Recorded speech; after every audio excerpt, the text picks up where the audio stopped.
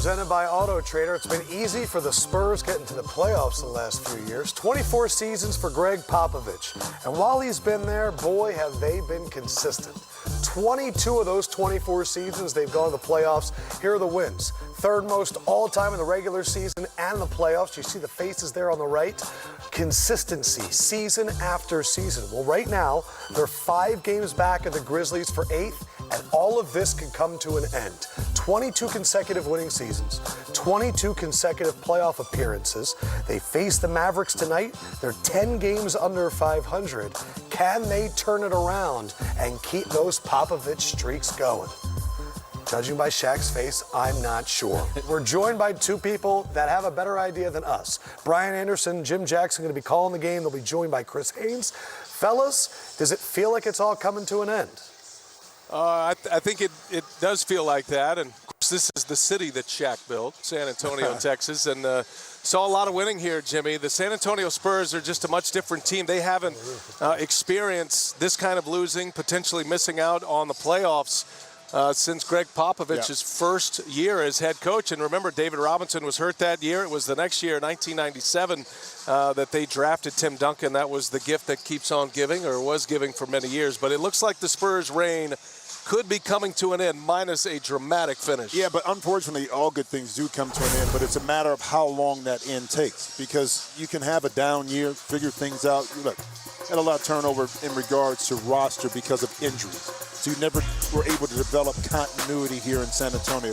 Infuse that with some young players that are trying to figure out what the NBA is really all about. Also, how to fit into with Greg Popovich. But I think the key with the San Antonio team is, okay, you have one down year.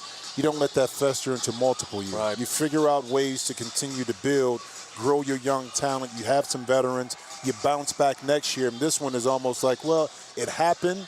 We went through it, and we moved on. 20 games left for the Spurs. They do get some good news tonight. LaMarcus Aldridge will return for the Spurs. Jimmy, he's missed 6 games. He's under contract for next year. If you're going to build and rebuild, this is one piece to start with to try to get back into the postseason potentially next year. Well, I'll tell you who's happy besides the team, the coaching, that LaMarcus Aldridge is back. That's Rudy Gay. He doesn't have to play the 5 anymore. Right. So he gets beat up. But to have LaMarcus back, again, the injuries stymie what you want to do as far as growth. Now, are you completely out of the playoff race? Not really, but by having Aldridge back in the lineup, that gives you a better opportunity, one, offensively, put the ball in the basket, but second, where the team has struggled a lot is on the defensive end. At least it gives you that rim protector that you sorely need. One thing about the Spurs, they've never been swept in a season series by the Mavericks. Dallas has a chance to do that tonight. They have dominated the Spurs this year. Dallas is keeping a close eye on the standings right now. They're in the 7th position. They're trying to move up. And Jimmy, to me, you'd see the 3 games that separates the Jazz in the 4th position, which is home court advantage in the first round, and then the Dallas Mavericks. Those 3 games, that's doable even with 17 left when you consider the Mavericks' push this year for a postseason. Yeah, well, teams will tell you they don't care who they want to play in the playoffs, but matchups are the key. You can look at that right now. It's Dallas versus the Clippers. Right now they're 0-2 versus the Clippers in the regular season, and those 2 losses were there in Dallas. Now they still have 2 more to go, but that's not a matchup, if I'm on the outside looking in, that you want to see. So if you can advance and move up a little bit more in those standings and have a favorable matchup in that first round that gives you a better opportunity, you do that. But at the end of the day, talking to Rick Carlisle, it's all about finishing the season by winning games no matter what. All right. Luka Doncic will be in the lineup. He's going to start here tonight. He's been dealing with a wrist injury. He came out early. Matter of fact, he was on the first bus, which is not something he normally does. You see the right wrist is bandaged. I wouldn't say his warm-ups went great. He didn't look like he was comfortable, but they've just confirmed the starting lineups, and he will be in there. And that combination of Doncic and Porzingis, they've found a new chemistry, a new place, I think, as we get into the second half. Well, the reason why is because they've been able to be on the court together. At the beginning of the season, the injuries kind of took effect where the 2 players could not coordinate on the court. One was in, one was out. But through this stretch, they've been both together, and Porzingis also trying to figure out a new role for himself, a lot different than what he played while he was at the Knicks. Also coming back from injury is also a challenge, but now he seemed to kind of figure out his niche and what he can do. In particular, as he plays the 5 position, it allows him, like Rick Carlisle said, to be the trailer, so the ball is initiated through his hands a lot more. And now that coordination between he and Doncic is like kind of something that everybody's been waiting to see. All right, guys, back to you in the studio. Looking forward to this Texas matchup tonight, the Spurs and the Dallas Mavericks. Last meeting of the year between these two. Appreciate it, guys. B.A. Jim Jackson. That game is going to tip off at 8. First thing I thought when I saw Luka's wrist was, that's a target, right? Like if he goes through the lane? It's a new day. Well, It's a new in day. the old school, yes. Yeah. I would have told D-Wade, first play of the game, let him go baseline and touch him up. But Gotcha. I appreciate your I don't know honesty. what they're going to do, of course. All right, it's easy. Presented by Auto Trader. Last 10 games, the Mavericks, you see the points. They are the most efficient offense in the NBA by a wide margin. In 3 games against the Spurs this year, Luka's averaging 30, 10, and 11 assists. We'll see if that can continue. That's pretty unbelievable, right? DWLN, And that means? D-Wade like numbers. Ooh. I like that. D-Wade, what do you think of Luka so far? Is he a guaranteed superstar? Well, I mean, no one's a guaranteed superstar, right? He's very, very good, and he's exciting to watch. I think his age, at 21 years old, just turned 21, it makes all of us kind of look back at his numbers and say, wow. But I think when I think about this game, when I think about Luka and watching him warm up, it's the time of the year when it's, as a player, are you injured or are you hurt? Right? This team right now needs to make that move up to 6, so they're not facing the Clippers in the first round. And this is an important game. Even though San Antonio is not as good this year, this is a tough place to win. And if you can walk away with a good road win, then it matters. So that's why he's suiting up. So is he injured or is he hurt? And if you look at Luka, of course he's 21, but people, forget that he's been playing pros since 15 years old. Sure. And, that there's no knock on the way the Americans play basketball, but over in Europe, they're much more fundamentally sound. So if you're playing at the age of 15 with guys that are older and stronger than you and much more fundamentally sound, when you get over here in a talent-based league, of course you're going to do some work. Last time Porzingis played the Spurs, he went for 28 and 12, and he does seem like a new type of player. What are you seeing out of that duo between Luka and Kristaps recently? I was really happy. During the time Luka was injured, I was happy to see Porzingis get his legs back. Yeah.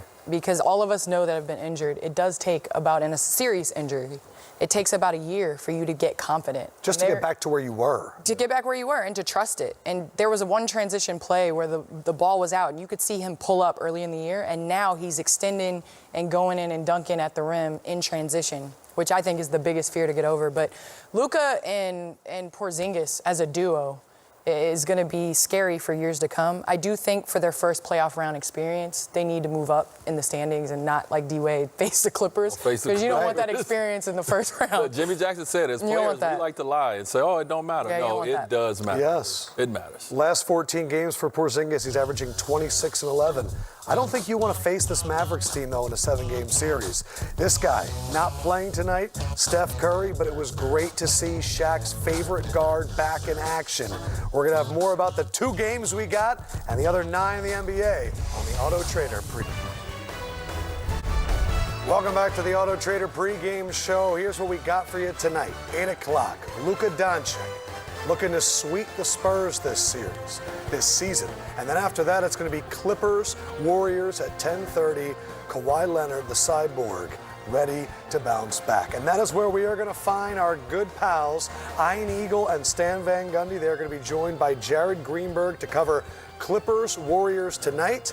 I am very excited because I have 2 guys that played for Stan Van Gundy, and I know they love him with a lot in their heart. Ian, Stan, what are we expecting from the game? And I'm also going to need some stories about D-Wade and Shaq.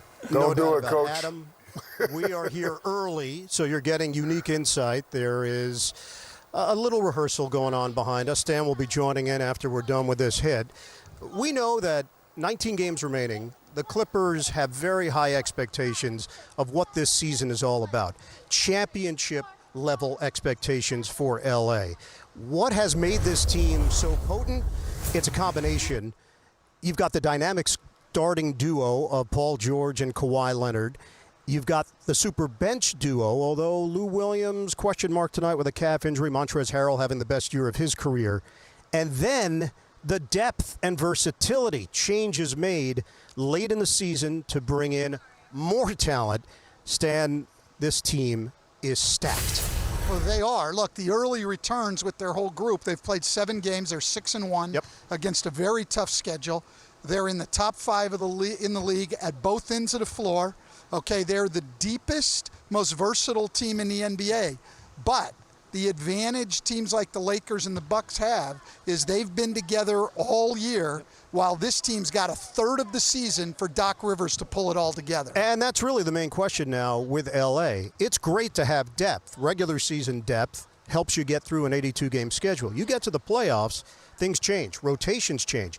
Is this what Doc Rivers and his coaching staff has to focus in on and figuring out who fits with who once you get to the postseason? Yeah, that's going to be a big challenge, and he needs some time to figure it out. But we've already seen the roles of Lou Williams and Landry Shamet decline quite a bit. Lou Williams down about 7 points a game since the trades, even though all of his percentages are up because he's getting fewer shots. And Landry Shamet has really taken a decreased role. He's down to about 14 minutes a game over the last 4 games. All right, let's talk about this Golden State team. Obviously, this is not what they've grown accustomed to here in the Bay Area. 5 straight appearances in the NBA Finals, and this is the kind of year that it's been. 33 different starting lineups. That's the most in the NBA. 7 rookies on the roster, and they rely on those rookies. 29 points per game between them. The games missed due to injury and illness. Look, we understand what this season is. It's about evaluating talent for the Golden State Warriors.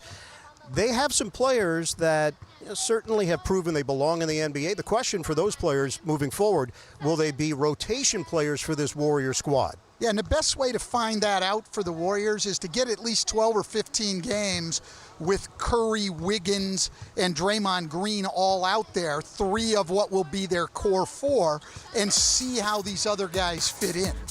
And the other guys that you're alluding to, Eric Paschall, Damian Lee, and Marcus Chris, these are players that have been given an opportunity.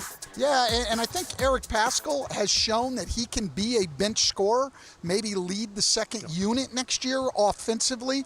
Damian Lee is a solid guy who shoots it and rebounds very well for a guard. And Marquise Chris is a smaller version of what they had when they had JaVale McGee, a guy who can pick and roll to the rim, catch lobs, dunk the ball, get on the offensive boards, block some shots. Adam, third meeting of the season for these two teams. Right now, the Clippers 2-0 against the Warriors. Really enjoyed the way you guys opened your show. We do not have a smoke machine in the budget here on site.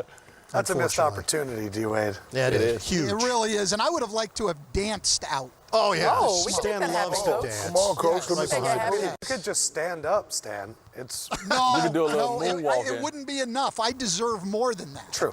True. What do you got for him? All right, D-Wade? Stan Van, I got a question for you. So, obviously, since you haven't been in a head coaching position, you look a little relaxed. And we all know that as a head coach, you deal with a lot of misery. And, well, I don't know if a lot of people know that head coaches deal with a lot of misery when they really care. But who really deals with it is their wife. So, question about Kim. How is Kim doing in your retirement? How much does she love having her loving husband around? Well, let's say this. She's doing very well, but I'm not sure it's because she enjoys having me around, D. I'm not really sure that's the case. I think she likes it when I head out on these trips for a couple of days. I think your wife can probably relate to that. Hey, Coach, I'm going to try to bring it back to basketball. You know, I got to bring the set back every now and again. But the Clippers, we watched them this past weekend when they played the Lakers. I saw Kawhi maybe defer to Paul George because he had it going early on. Do you see that being a problem down the stretch? Do you see them kind of figuring that out? It just seems like they're deferring to each other a little bit too much. Yeah, I mean, again, I think what that team needs is more and more games together, Candace. I mean, that's their only real problem right now. I think they fit fine. I think they've got enough talent. but they need time to play together, and they really haven't had it enough this year. If they can stay relatively healthy the rest of the way, I think we're going to see a very, very good Clippers team headed into the playoffs. Coach Shaq here, as you watch the Clippers play, does Montrezl Harrell remind you of a young Udonis Haslem, the way he plays the game? You know, that's really a great point, Shaq. I think in terms of his intensity, the way he brings it at both ends, the way he steps up and takes charges and does all the little things, yeah. But where Udonis became a better shooter as time went on, I think Harrell's gone the other way, and it's helped him. You know, he came into the league as a four-man, and he kept trying to work on that shot. As the league's gotten smaller, and he moved to the 5 spot and just does everything in the paint, he's become a better player. Guys, thank you so much for joining us. And again, Stan, if you want to just take a few steps back, looks like the Warriors dancers need a little Van Gundy. Bring in the smoke machine.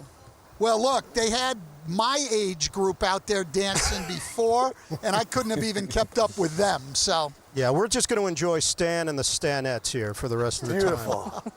Yeah. I and Stan, you guys are awesome. Enjoy the game. That game tips off at 10:30. They'll be joined by Jared Greenberger. Ooh. On TNT Tuesday pregame show, presented by Auto Trader. Finally, it's easy.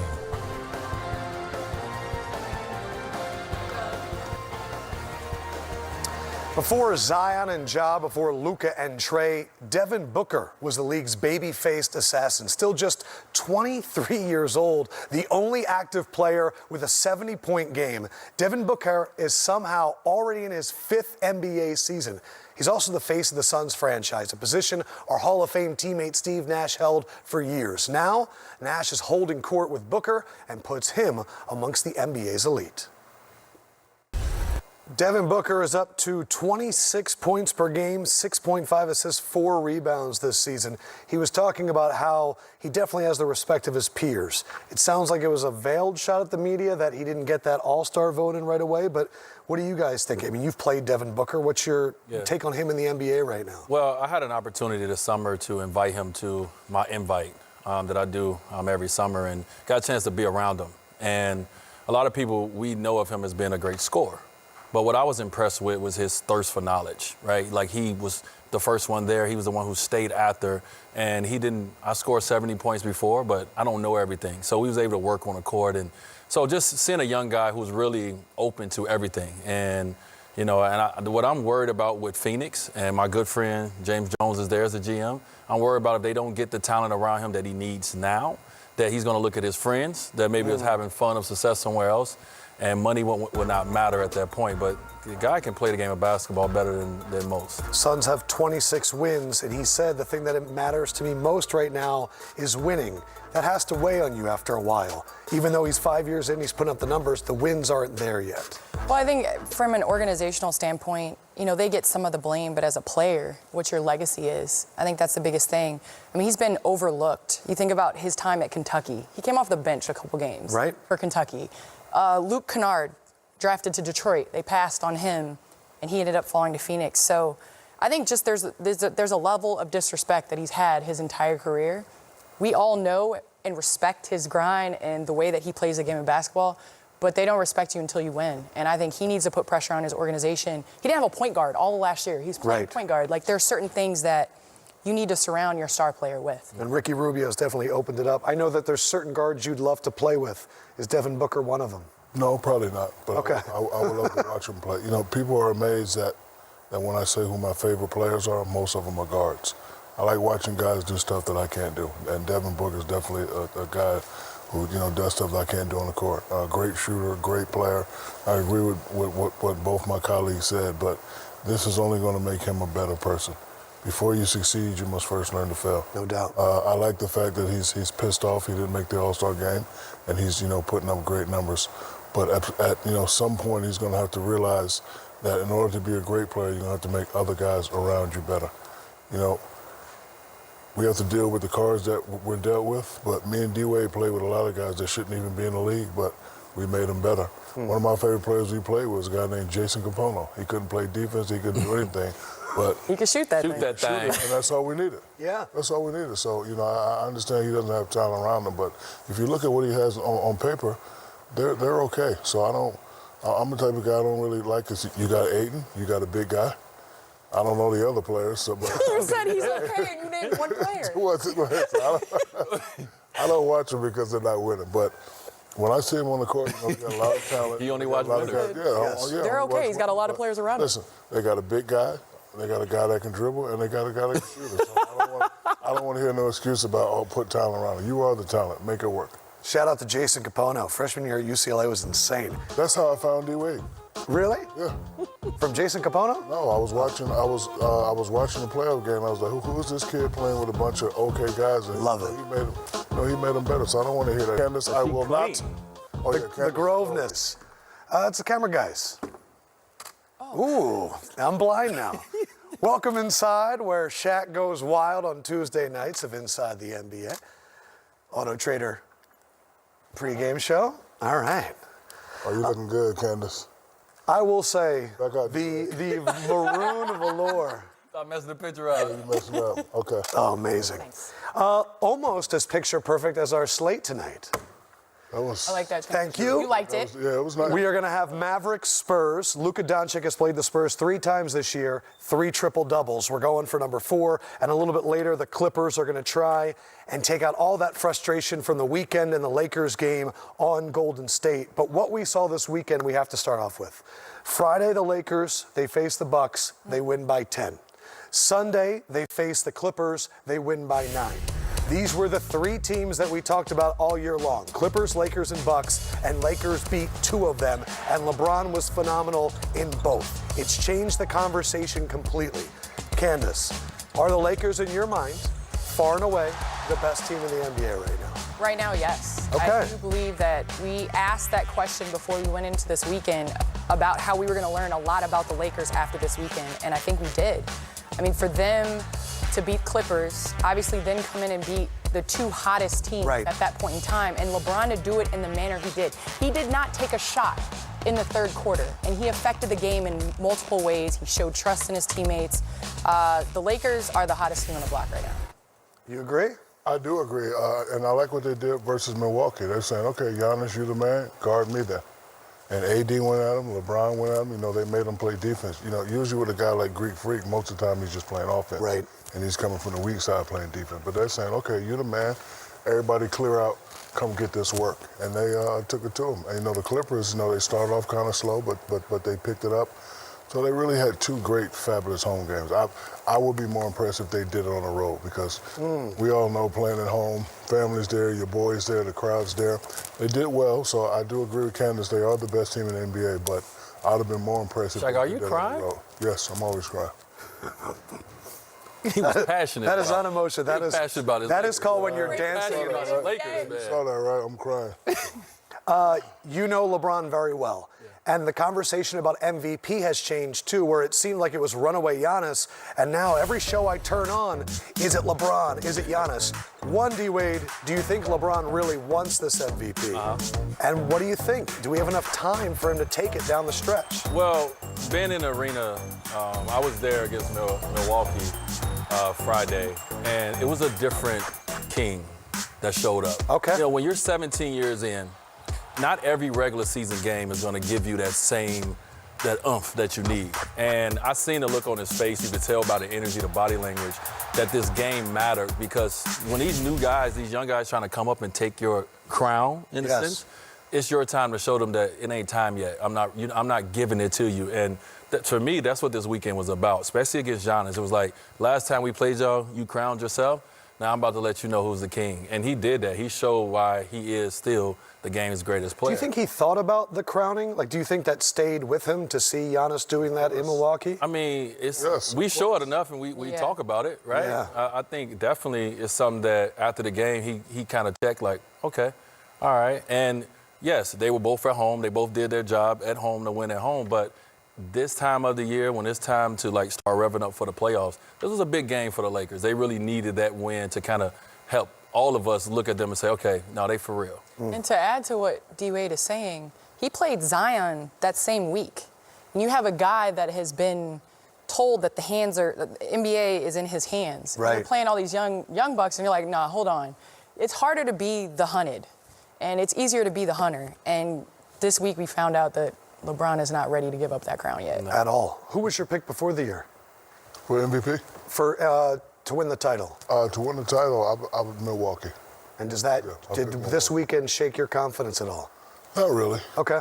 Because, it happens like that. Certain games you really get up for. And I'm sure with, Giannis crowning himself the king, I know for a fact LeBron was circling that game. And, like D-Wade alluded to, the league ain't yours yet. I know 17 years in, everybody's saying I'm old, but I'll give it to you when I'm ready. However, a guy like Giannis, he's still hungry. So now he's upset. So next time they meet, it may be a little different. But, that was the first time I seen somebody go at Giannis with multiple players. Like, a lot of times when you play against the Bucks, you want to switch away from Giannis. Oh, he's too long, he's too athletic. But LeBron and AD said, nope. No. Come over here, Mr. MVP.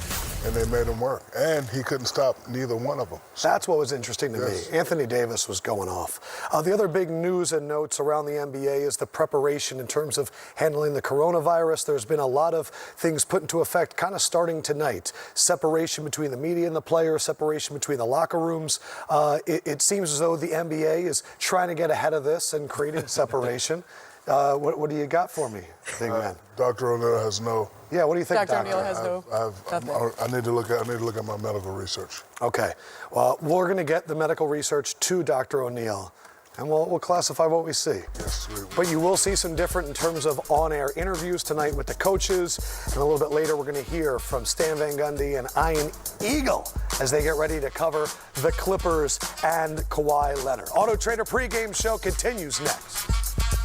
I did say he has to play like the Boston Horford now, and not this Philadelphia version who has not been scoring. Exactly what you said. And tonight he gets 15 points. This is exactly what I said. And I just you repeat it like you always do. Reiterated, fool. How many times have I heard Chris Paul is the best leader? That's what that would. And I heard that 900 times. I don't want to hear it no more time. I'm gonna stab you next time you say Chris Paul is the best leader in the NBA. Don't Come say on, man. it. Quit acting like a thug on here. Philadelphia I take has beaten the Celtics now. Chris Paul's the best leader. Chris Paul, we know. All 3 times this year, and they're 11-1 when they hold teams under 100. They hold Boston to 98 tonight and win it 109-98.